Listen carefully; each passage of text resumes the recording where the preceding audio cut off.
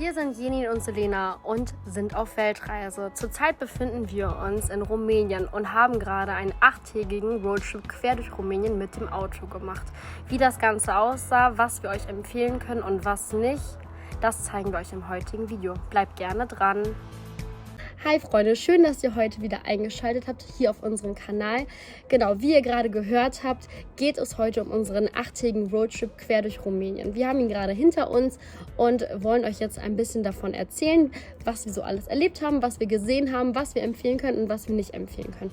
Also fangen wir auch direkt an mit Tag Nummer 1. Genau, am ersten Tag sind wir von Timișoara nach Orșova gefahren. Das sind ungefähr 200 Kilometer. Orșova ist an der serbischen Grenze. Da verläuft nämlich die Donau zwischen Rumänien und Serbien. Und da findet man eine ganz beliebte, bekannte Sehenswürdigkeit, und zwar das Eiserne Tor. Das Eiserne Tor ist die größte Steinstatue in ganz Europa. Und wie wir uns das Ganze angeschaut haben, was wir da genau gemacht haben, zeigen wir euch jetzt. Hey Leute, wir sind jetzt endlich an unserem ersten Spot angekommen. Gerade aus dem Auto ausgestiegen und schon wurden wir hier angequatscht. Also man musste nicht lange suchen und jetzt machen wir gleich eine Bootsfahrt. Die geht 1,5 Stunden und kostet ungefähr umgerechnet 12 € pro Person. Wir sind gespannt, was uns erwartet. Wir sind jetzt gerade so praktisch im Wartebereich. Alleine. Warten jetzt hier, bis das Boot hier sich füllt und dann geht's gleich los. Wir sind jetzt auf dem Boot und jetzt geht's ab Richtung Eisernes Tor. Der Kapitän des Vertrauens. Er hat alles im Griff. El Capitano. El Capitan. El Capitano. Hallo Leute. Wir sind hier vor des Steins. Wo ist die Stein? Da. Ach so. Guckt euch das an.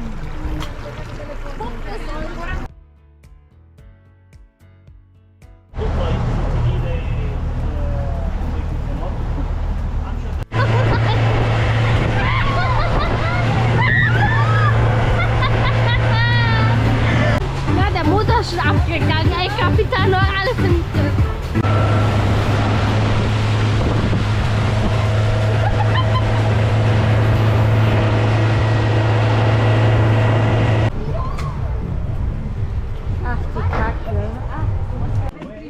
Ich habe heute meine Wanderschuhe zu Hause.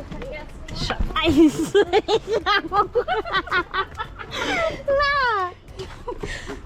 Mann, so ein Mist aber auch. Ich dachte, wir machen heute nur eine Bootsfahrt. Aber jetzt, was ist hier los? Naja, be careful, ne? Be careful by the sun.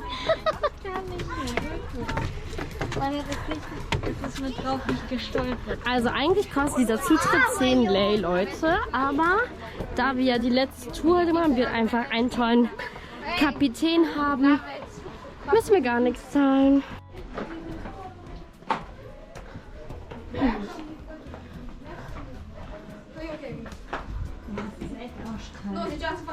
Boah, krass. Hier geht's einfach richtig rein.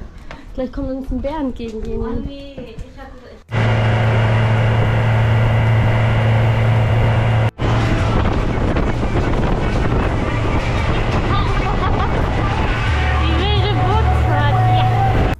Ja, Freunde, das war die Bootsfahrt. Super witzig. Und ja, El Capitano bleibt jetzt einfach unser Insider. Der Bootsführer, der Kapitän, war super lustig und hat mit uns da echt Spaß gemacht. Wir hatten eine coole Truppe, also man kann sich nicht beschweren. Wir können es auf jeden Fall empfehlen. Macht es auf jeden Fall, wenn ihr auf der Ecke seid oder mal vorhabt, diese Statue in Real Life zu sehen. Genau, und danach sind wir eigentlich auf dem Weg gewesen nach einem Schlafplatz, wo wir halt schlafen können im Auto. Allerdings haben wir uns auf der Hinfahrt schon zum Eisernen Tor verfahren und haben was Cooles entdeckt. Denn an dem Tag, als wir gestartet sind, war nämlich Heilige Maria. Das ist hier tatsächlich ein großes Fest, ein großer Feiertag. Genau, und in ganz, ganz vielen Dörfern, in kleinen Orten werden dann Straßenfeste praktisch aufgebaut. Und genauso war es halt auch an dem Tag. auch in dem Ort, also in der Nähe von Orszowa. Und wie das aussah, zeigen wir euch auch jetzt.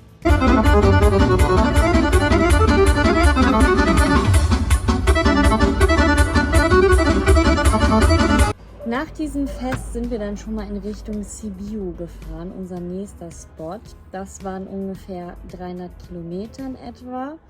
Da es dann aber schon dunkel wurde, haben wir uns irgendwo einen Schlafplatz gesucht. Wir haben nicht genau gesehen, wo wir schlafen, weil alles dunkel war. Es war so ein Rastplatz oder so. Es sah wie ein beliebiger Sandparkplatz aus. Genau, da haben wir dann unser Auto fertig gemacht mit unserem Bettzeug und so.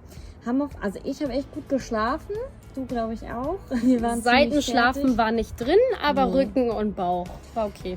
Und als wir dann morgen von der Sonne wach geküsst wurden, da haben wir erstmal gesehen, wo wir überhaupt geschlafen haben. Das zeigen wir euch jetzt. Heute Nacht wussten wir noch nicht, wo wir sind, aber jetzt, so sah es nämlich heute Nacht irgendwie hier aus. Aber wenn man nach da schaut, sind die Berge, ist eine schöne Terrasse und direkt ein stilles Örtchen, wo wir uns jetzt ready machen für den nächsten Tag. Und dann ging es Richtung Sibiu. Auf Deutsch gesagt Hermannstadt. Vielleicht kennt es der ein oder andere.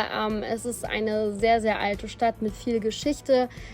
Viele Deutsche haben früher dort gelebt und leben auch heute noch dort. Also wir haben sehr, sehr viel deutschsprachige Menschen gehört. Also irgendwie an jeder Ecke hast du irgendwie ein deutsches Wort gehört. Du konntest auch überall, wo was zu lesen war, konntest du auf Englisch, Rumänisch und auf Deutsch lesen. Also Leute, wenn ihr euch irgendwie nicht traut wegen der Sprache nach Rumänien, Sibiu ist safe. Da könnt ihr auch ohne Englisch- oder Rumänischkenntnisse easy nach Sibiu fahren. Sibiu ist eine wirklich, wirklich süße kleine Stadt, wo man gut mal so einen Nachmittag durchlaufen kann. Zum Nachmittag hin, Abend was schön auf der Terrasse was essen oder trinken kann. Also es ist wirklich süß aufgebaut und hat super, super viele Sehenswürdigkeiten. Also man kann zum Beispiel von oben von der Kirche hat man einen super Ausblick auf die Stadt. Man kann über die Lügenbrücke laufen. Übrigens, diese Lügenbrücke hat super, super viele Legenden. Schaut unbedingt mal im Internet vorbei. Wir haben uns da auch ein bisschen schlau gemacht und haben so ein bisschen aberglaubemäßig uns was darauf eingebildet. Ja, also es sah auch super süß aus und wie das Ganze aussah, zeigen wir euch hier. Ich glaube, wir haben einen Parkplatz gefunden. Oh Gott, hier muss man nur irgendwie durch. Was macht die? Ja, was machst du? Ja, weil sie die Einfahrt gesperrt hat, Mann. Vorsichtig, Stell. Wir brauchen diesen Parkplatz. Wo ist er? Wo ist er?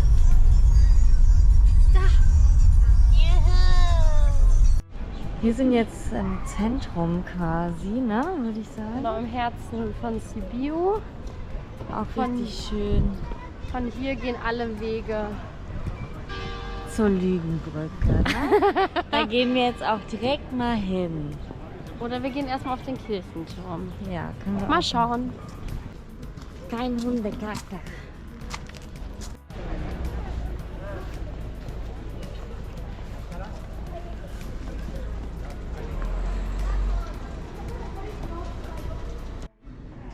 Also hier kann man auch als Deutscher Urlaub machen. Hier steht alles auf Deutsch.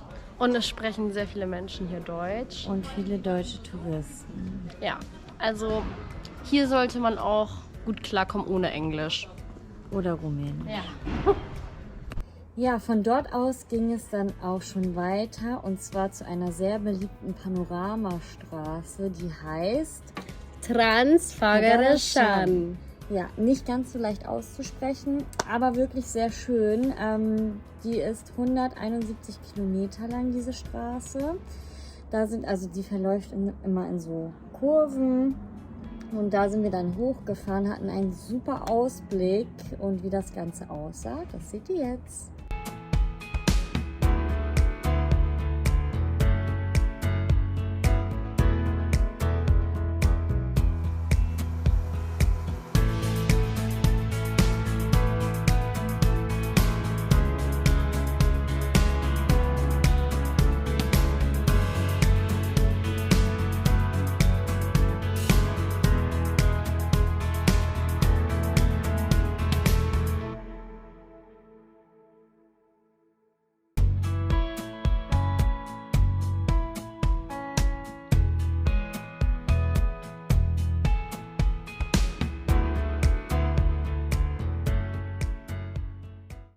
Leute, es ist einfach nur wow. Wir sind jetzt relativ weit oben, also es geht noch weiter nach oben. Aber wir haben jetzt gerade mal so einen Zwischenstopp eingelegt und sind jetzt hier auf der Panoramastraße Transfagaraschan. So heißt die. Und ich weiß nicht, ob ihr das so seht, aber da ist der Schäfer mit seinen Schafen und die überqueren gleich die Straße und dann ist der Verkehr erstmal eingestellt. Es ist so crazy, es ist so atemberaubend schön. Toll. Einfach nur toll.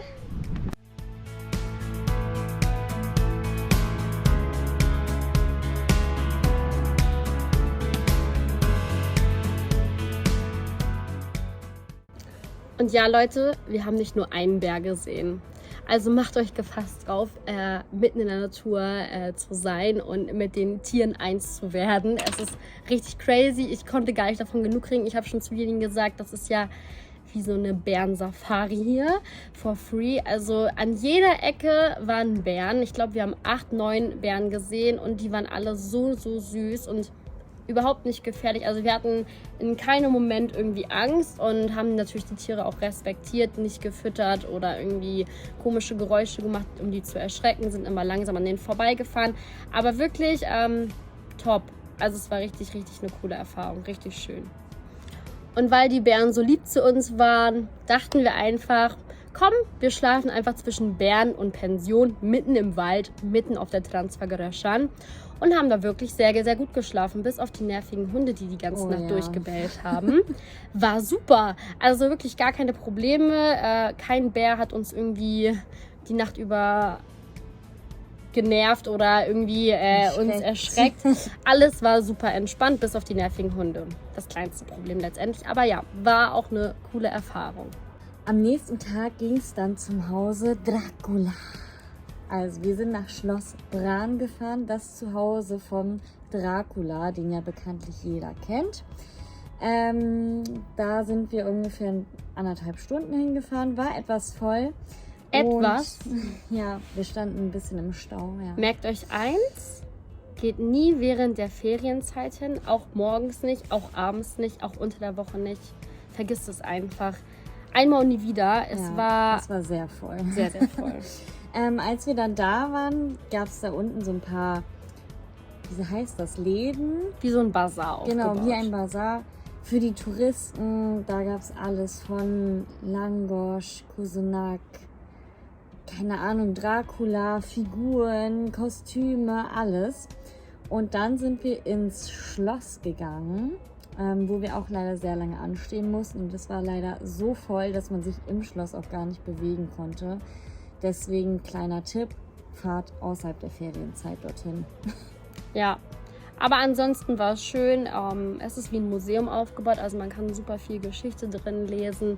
Man kann super viele Fotos dort machen. Aber ja, es ist sehr touristisch angelehnt, weil jeder, der eigentlich, ich muss euch leider das jetzt aus dem Kopf nehmen, Schloss Bran hat nichts mit Dracula eigentlich zu tun. Dracula ist etwas Erfundenes und eigentlich haben da super viele Könige und Königinnen gelebt von 14. Jahrhundert bis 1989. Ja, ich glaube auch. Da haben wirklich super viele gelebt und der Dracula heißt eigentlich Vlad Tepes und war halt ein bisschen böse angehaucht. Das ist eigentlich auch alles an dieser Story. Aber ja, man merkt schon, wie touristisch dieser Ort ist und sind von dort aus dann auch weitergefahren. Hallo! Wir haben es jetzt endlich geschafft. Nach sehr langer Zeit sind wir jetzt angekommen, haben uns wenigstens ein bisschen fertig gemacht, weil wir haben keine Toilette auf dem Weg gefunden, ja. Genau, wir sind angekommen bei Schloss Bran, das Schloss von Dracula. Genau, hier ist jetzt erstmal so ein Markt, wo man Souvenirs kaufen kann. Da gehen wir jetzt erstmal durch und dann gehen wir nachher nach Hause auf einen Kaffee zu Dracula. Genau.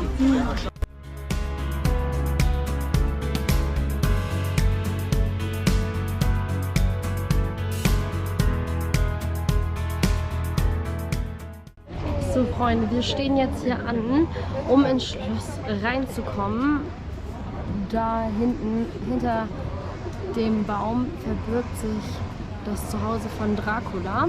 Und ja genau, um hier reinzukommen, braucht man auf jeden Fall ein Ticket. Wie überall kostet das Schöne immer Geld. Und genau, also wir haben jetzt 2 Tickets.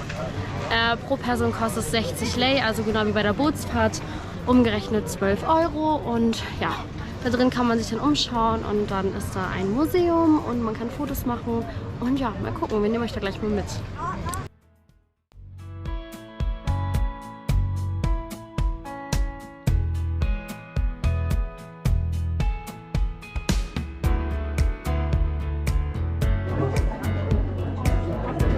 Warum ist das heute so funny?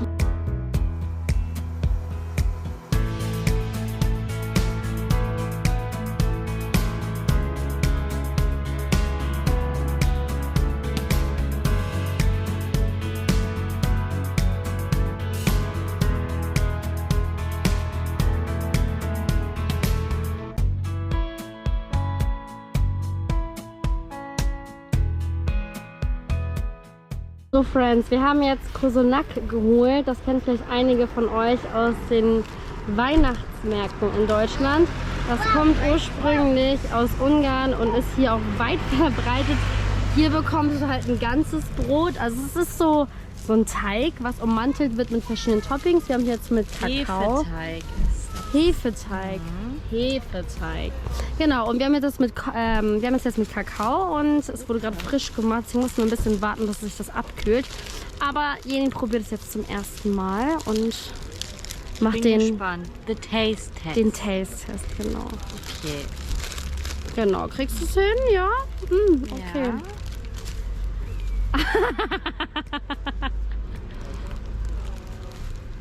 Ja. Und?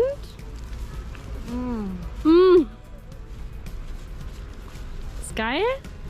Nee, sei ehrlich. Ist geil oder ist nicht so? Das ist overrated.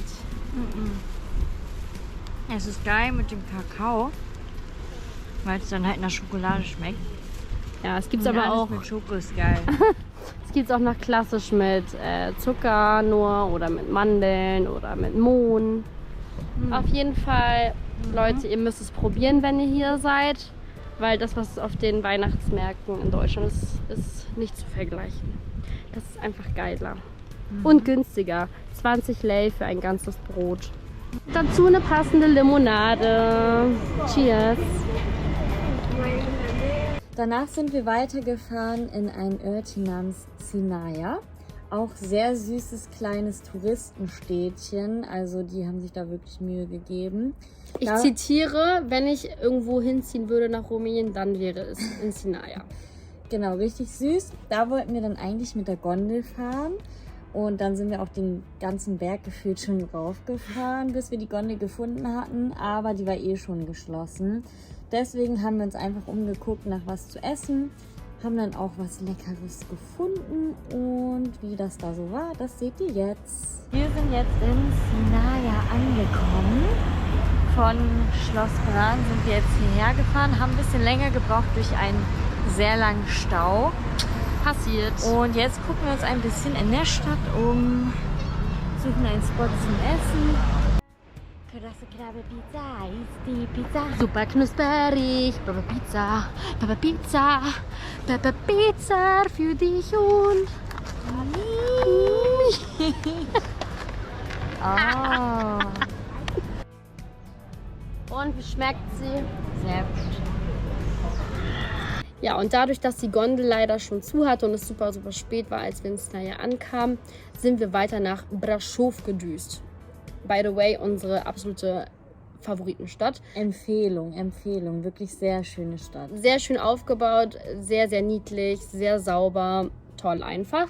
Genau, und da gibt es halt auch ein bekanntes Skigebiet, wie auch schon im letzten Video von uns gezeigt und erzählt, ist da Poiana Brașov. Das ist ein sehr bekanntes Skigebiet und da kannst du hochfahren und da super, super viele Routen ablaufen. Und ja, wir hatten ja sowieso vor, wandern zu gehen und deswegen hatten wir uns dann entschieden, direkt nach Brașov zu fahren. Aber dadurch, dass wir ja abends da ankamen, haben wir uns einen Schlafplatz gesucht. Und dieser Schlafplatz war wunderbar. Wir hatten den Ausblick über die ganze Stadt. Das ist einfach ein Spot, wo sich junge Leute abends treffen. Mit dem Auto fährst du da hoch und es ist halt so ein riesen Parkplatz. Die Leute hören dort Musik, sitzen da auf den Bänken, genießen die Aussicht und haben einfach eine schöne Zeit. Aber natürlich, wie es dann auch ist, irgendwann gehen sie halt alle und du kannst da perfekt in Ruhe schlafen. Und das haben wir auch 2 Nächte lang gemacht. Wir sind jetzt auf dem Weg zu unserem nächsten Ziel. Das erreichen wir in einer Stunde und zwar Brasov! Genau. Und da werden wir uns einmal umschauen nach einem geeigneten Schlafplatz.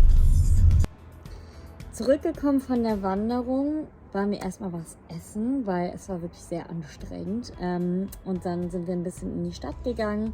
Da auch wirklich, da sind ein Lokal nach dem anderen. Richtig schön die Terrassen, man kann die Leute beobachten. Also du kannst da eigentlich den ganzen Tag verbringen, wenn du willst. Genau, perfekt für uns.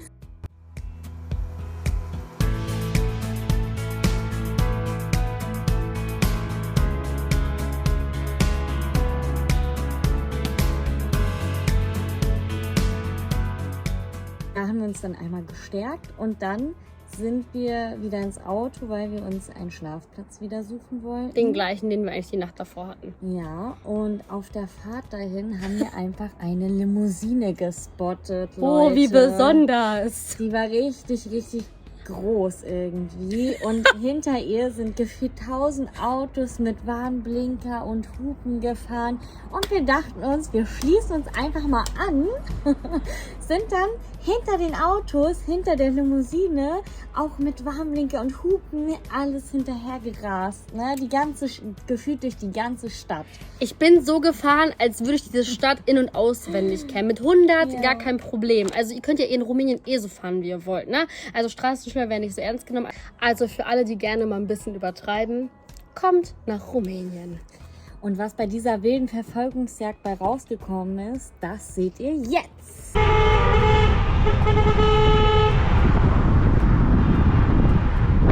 Leute, wir haben gerade eine Limo gespottet, also eine Limousine, und alle fahren dieser Limo jetzt hinterher mit Warnblinker und Hupen. Es geht richtig ab hier und keiner weiß irgendwie, wer da drin sitzt. Ja, wir machen einfach mit, ne? Am Ende sind es einfach nur irgendwelche Partygirls, die einfach gerade ihr Leben leben.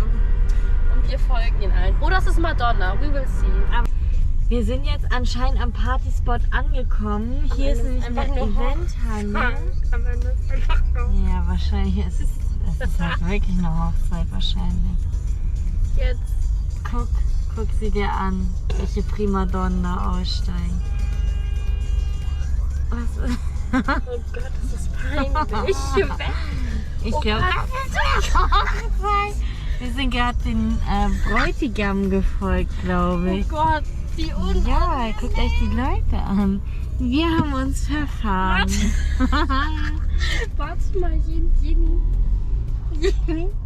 Der Typ, der neben uns an der Ampel stand, ne? Ich glaube, der gehört zu der Hochzeit dazu. Und wir fragen, who is it?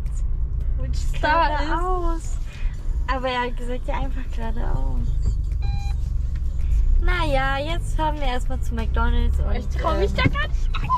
guck mal, da ist er. Weißt du, wie peinlich das ist? Aber Junge, es ist jetzt 22 Uhr Und hier beginnt die und Hochzeit. hier beginnt die Hochzeit. Naja, alles Gute, ne? Tschüss. Ja, Freunde, wilde Verfolgungsjagd mit peinlichem Abgang, aber gut. Auf jeden Fall ging es dann am nächsten Morgen Richtung Kelebikazlui. Auch ein Gebirge mit toller Aussicht, mit krasser Natur. Und wie das Schicksal es so wollte, auf dem Weg dorthin haben wir dann eine Bobbahn entdeckt. Und die konnten wir uns natürlich nicht entgehen lassen. Hallo. Wir sind gerade hier an dieser Straße nach Kelebikazlui lang gefahren und haben was richtig Cooles entdeckt, und zwar eine Bobbahn. Eine Sommerrodelbahn, damit fahren wir jetzt. Wir haben richtig Bock. Let's go!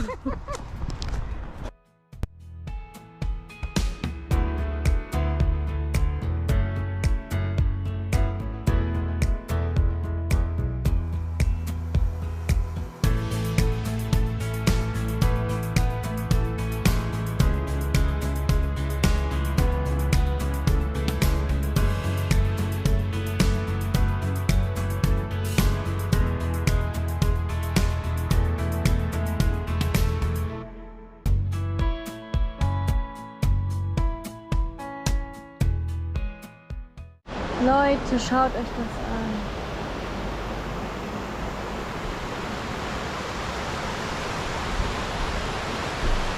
Richtig schön. Richtig schön hier.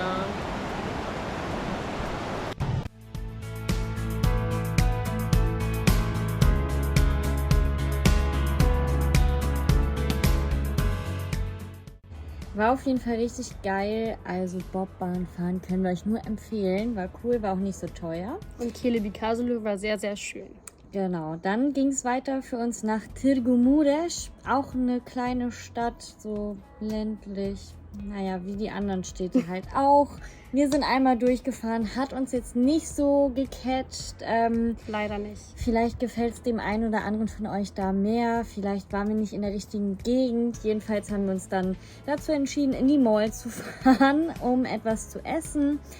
Weil wir hatten auch wieder ziemlichen Hunger. Und danach sind wir wieder weitergefahren. Und zwar nach Bistrița. Auch ein kleines Städtchen in Rumänien. Und warum sind wir nach Bistrița gefahren? Weil dort unsere liebe Freundin Hanne war. Denn sie hat dort Familie und da haben wir sie dann besucht. Good morning. Wir befinden uns jetzt... Ist es so hell hier? Sag mal. Wir befinden uns jetzt gerade in Bistrița bei Hanne, wo bist du? Genau, wir haben sie ja nach dem Festival hier abgelassen praktisch. Ja, genau. Und jetzt sind wir bei ihr zu Besuch und sie macht uns heute den Travel Guide. Sie zeigt uns mal ein bisschen hier Bistrița und dann gucken wir mal, was der Tag so bringt. Genau. So, Friends, wir waren jetzt kurz einkaufen. Da kommt sie mit der Einkaufstüte. Denn wir fahren jetzt zum Freibad, weil es ist einfach viel zu heiß. Viel zu heiß. Ja. So, Freunde, fix umgezogen und jetzt sind wir auf dem Weg zum Freibad. Auf dem Weg dahin laufen wir hier auch an einer Hochzeit vorbei und durch einen schönen Park und gucken auch schon mal, wo wir heute Abend essen gehen wollen. Genau, und dann verbringen wir jetzt erstmal gleich den Tag über am Freibad und dann schauen wir mal, was wir heute Abend noch machen. Wir sind jetzt hier am Pool. Geil! Let's go! Bisschen bräunen, bisschen die Sonne genießen. So, Freunde, wir haben uns jetzt ready gemacht für den Abend und gehen jetzt was essen, und zwar in diesem Park hier. Und ja, dann lassen wir den Abend schön ausklingen. Wir waren heute den ganzen Tag an der Sonne und haben das Wetter genossen. Waren jetzt eben noch auf so einer Aussichtsplattform. Und jetzt essen wir erstmal was und dann schauen wir mal noch, was wir danach machen. Prost, Leute!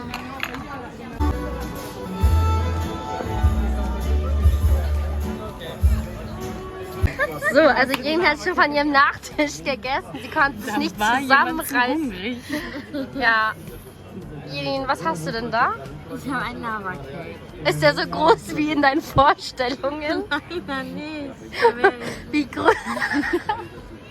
Ich habe hier Papanache mit Marmelade und sie hat das mit Schokolade und das ist ein rumänisches Dessert mit Sahne und Teig. Keine Ahnung. Ja. Googelt es. Ja, und von Bistrița ging es dann zu dritt nach Cluj. Cluj ist ja auch die Stadt gewesen, wo wir auf dem Festival waren. Aber als wir auf dem Festival waren, waren wir halt nur auf dem Festival. Und haben halt uns nicht die Stadt angeschaut. Und das wollten wir uns trotzdem nicht entgehen lassen. Und war auch halt auf dem Weg nach Hause. Und ja, da haben wir tatsächlich dann auch unsere Freunde getroffen, die wir auf dem Festival kennengelernt haben. Und hatten uns da dann auch noch eine schöne Zeit gemacht. Haben dort auch tatsächlich eine Nacht im Hostel genommen. Ist, by the way, auch das einzige Hostel, was uns angezeigt wurde. Es ist mitten im Zentrum gewesen. Wir konnten alles von zu Fuß ablaufen. Super praktisch und haben den Tag über dann einfach Sightseeing gemacht. Waren dort, waren hier, waren bla bla bla. Und dann ging es dann abends dann in ein Lokal und da haben wir dann richtig schön zu dritt den Abend genossen und später haben wir dann die Freunde getroffen und hatten dann echt einen coolen Abend, haben viel gelacht, viel Spaß gehabt und das war auch so eigentlich der Abschluss unseres Roadtrips. Guten Morgen! Wir sind jetzt Abreise fertig, startklar. Ich zeige euch das mal, wir haben gerade alle Sachen gepackt, denn wir haben eine kleine Planänderung eingenommen. Denn wir fahren jetzt nicht mehr nach Maramuresh zum nächsten Gebirge, sondern fahren jetzt direkt nach Cluj. Wir noch irgendwo auf dem Nachhauseweg halten, das steht noch nicht fest. Das wird sich dann spontan zeigen. Aber ja, so ist jetzt erstmal der Plan. Wir haben jetzt alle Sachen gepackt und sind jetzt on the way to Cluj. So, wir sind jetzt im Hostel angekommen und ich mache euch mal eine kleine Roomtour. Ja! Hereinspaziert.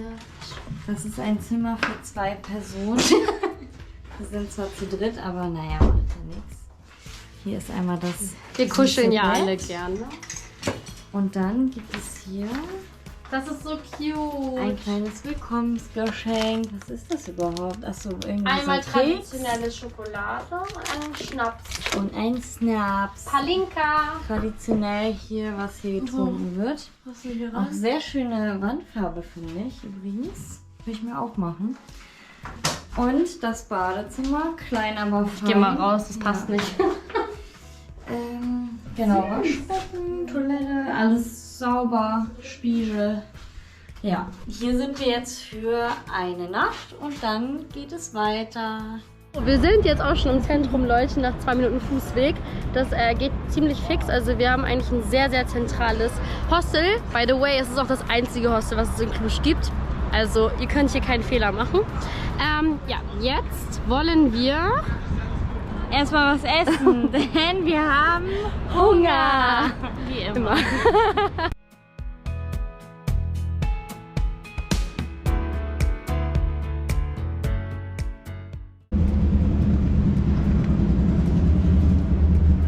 Wir haben jetzt was zum Snacken gefunden und zwar ist es so Brot mit verschiedenen Füllungen. Danke. Und das lassen wir uns jetzt schmecken. Lecker. Also wir gehen jetzt eine Lied nochmal. La-da-di, la-da-du, la-da-da. La-da-di, la-da-di, la-da-da. La-da-di. Wir sind jetzt vor der Kathedrala Mitropolitania.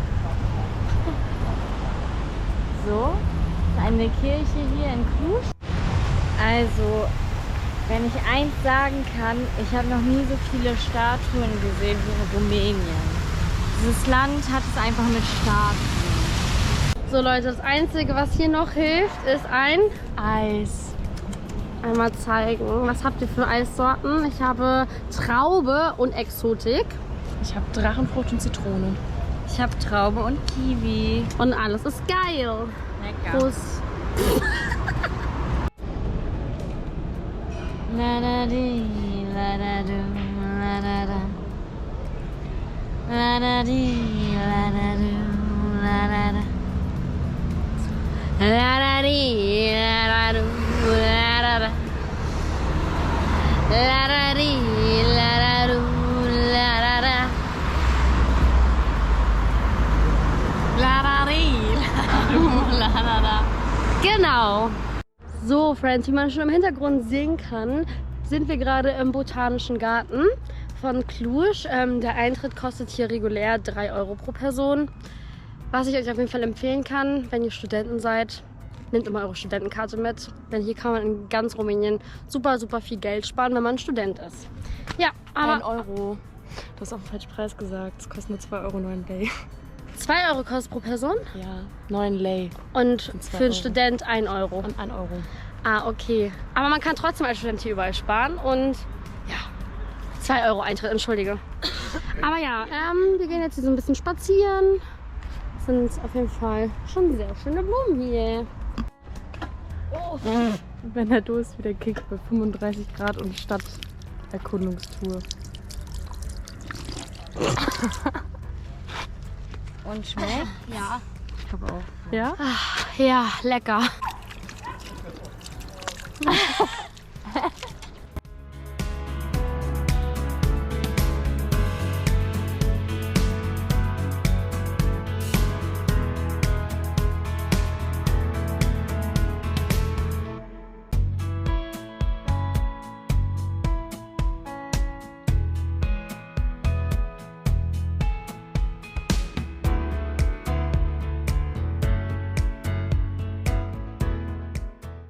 Cheers! So, auf den letzten Abend zusammen. Am nächsten Tag dann sind wir die Heimreise angetreten. Dann haben wir erstmal Hanne zum Bahnhof gebracht. Die ist wieder zurückgefahren nach Bistrica. Wir haben uns von ihr verabschiedet, weil wir sehen sie ja dann auch ein Jahr nicht mehr, ne, Hanne? Es sei denn, du kommst uns noch mal besuchen. Das wäre sehr cool. Und dann sind wir wieder zurück nach Timișoara gefahren. Good morning. Ich hoffe, man hört mich. Wir hatten gestern einen wirklich wunderschönen Abend mit den Freunden hier, die wir tatsächlich auch in Cluj kennengelernt haben, auf dem Antwerp Festival. Wir haben uns gestern Abend wieder mit denen getroffen und es war richtig cool. Und ja, jetzt sind wir wieder on the way. Ja, sorry, Kopf abgehackt. Genau, wir warten jetzt auf unser Uber-Fahrer und dann geht's erstmal Richtung Auto, lassen unsere Sachen dort ab und dann schauen wir mal, ob wir irgendwo Frühstück herbekommen. Hi Leute, wir haben jetzt gerade was gegessen und ja, it's time to say goodbye. Wir sind jetzt hier gerade am Bahnhof in Cluj und verabschieden uns jetzt von Hanne, denn wir werden sie jetzt leider auch ein Jahr nicht mehr sehen. Schade. Schade aber auch. Aber in einem Jahr. Aber in einem Jahr. Oder vielleicht auch irgendwann irgendwo. Vielleicht joint man nochmal, ne? Zu den Arbeitslosen, man weiß ja nie. Wir haben ja Zeit. Kommen wir nun zum Resümee. Feedback Time! Also, Rumänien. Jelin, wie fandest du Rumänien? Für dich war es das erste Mal. Erzähl doch mal deinen Zuschauern, wie du es fandest. Genau, also ich war noch nie in Rumänien. Ich fand es echt sehr schön. Erstens, das Wetter war bis jetzt eigentlich immer geil. Also im Sommer habt ihr Leute ja wirklich Temperaturen über 30 Grad, Sonne. Es hat, glaube ich, kein einziges Mal geregnet. Genau, das Wetter ist ziemlich nice. Die Natur ist sehr, sehr schön. Also ich habe echt gestaunt, was für Berglandschaften hier auch sind. Ich wusste das gar nicht, dass es hier auch so halt viele Berge gibt und so. Die Karpaten, ne? Genau, das war sehr, sehr schön. Hat mich sehr beeindruckt. Das Essen, Leute, das Essen ist übelst geil. Wir haben ja hier auch bei ihrer Oma viel Traditionelles gegessen und ich liebe ja sowieso Essen, aber das ist nochmal andere Liga. Also es ist wirklich geil. Außerdem, viele denken bestimmt, dass es in Rumänien, also dass Rumänien eher ein ärmeres Land ist. Das kann ich nur so zum Teil bestätigen. Vielleicht ist es anders. Es ist nicht das, was man aus Deutschland gewohnt ist. Zum Beispiel in den Dörfern gibt es keine Bürgersteige. Die leben da sehr Dörflich, ländlich. Genau, wie früher sozusagen halt. Aber auch hier gibt es Luxus, wenn man in die richtigen Ecken guckt, glaube ich. Genau. Ich glaube, jedes Land ist einfach vielseitig und jedes Land hat so seine Ecken, wo es einfach sehr altmodisch ist. Aber man kann auf jeden Fall einem die Vorurteile nehmen, was Straßenhunde, Straßenkinder und Kriminalität angeht. Ja. Denn ja, du siehst hier vereinzelt Hunde, aber du siehst keine Hunde mehr in den Städten. Du siehst Hunde auf den Dörfern und die haben alle Halsbänder. Also ich denke mal, die gehören einfach zum Dorf dazu und werden dort auch gefüttert. Das ist auf jeden Fall schon mal Vergangenheit. Straßenkinder haben wir nur einmal erlebt und selbst die, das war eine Familie, ja, die hatten eine andere Abstammung und ich meine, wie viele Obdachlose leben in Deutschland und betteln an den Straßenrändern. Also es ist kein großer Unterschied zu Deutschland. Und Kriminalität, wir hatten nicht einmal einen Fall während des ganzen Roadtrips, wo wir irgendwie in einer gefährlichen Situation waren. Weder nachts auf irgendeinem random Parkplatz, weder tagsüber in Massenmenschen, weder sonst irgendwie, dass irgendjemand zu uns unfreundlich war, uns nicht helfen konnte. Also wir haben das Land eigentlich empfunden als ein sehr gutes Reiseziel, was noch sehr unberührt ist, wo man noch günstig günstig noch wegkommt. Man kann hier günstiger essen als in Deutschland. Man kann hier touristische Attraktionen günstiger machen. Auch für Familien, glaube ich, ist es sehr geeignet mit dem Wandern. Es gibt sehr viele Attraktionen auch für Kinder, also Spielplätze, keine Ahnung, in den Malls, Spielhallen für Kinder, alles. Und ja, es ist einfach günstiger und ihr habt die Wettergarantie, Leute. Also traut euch einfach mal hierher. Und ihr kommt auch mit Englisch durch. Jenin kann kein Rumänisch und ist ja auch durchgekommen. Mit Händen und Füßen versteht man sich auf der ganzen Welt. Also wenn ihr interessiert seid, euch die Bilder und die Medien hier gefallen haben, dann macht es einfach mal, lasst es uns wissen. Und wenn ihr mal irgendwelche Fragen habt, stellt uns jederzeit alle Fragen, die ihr im Kopf habt. Wir versuchen euch die zu beantworten. Und ja, für uns geht es jetzt Montag los, also in ein paar Tagen geht es los ans Schwarze Meer und nach Bukarest und von dort aus geht es dann nach Istanbul. Also ja, bald heißt es Länderwechsel. Genau, wenn ihr das nicht verpassen wollt, Leute, dann bleibt dran. Bis dann! Ciao!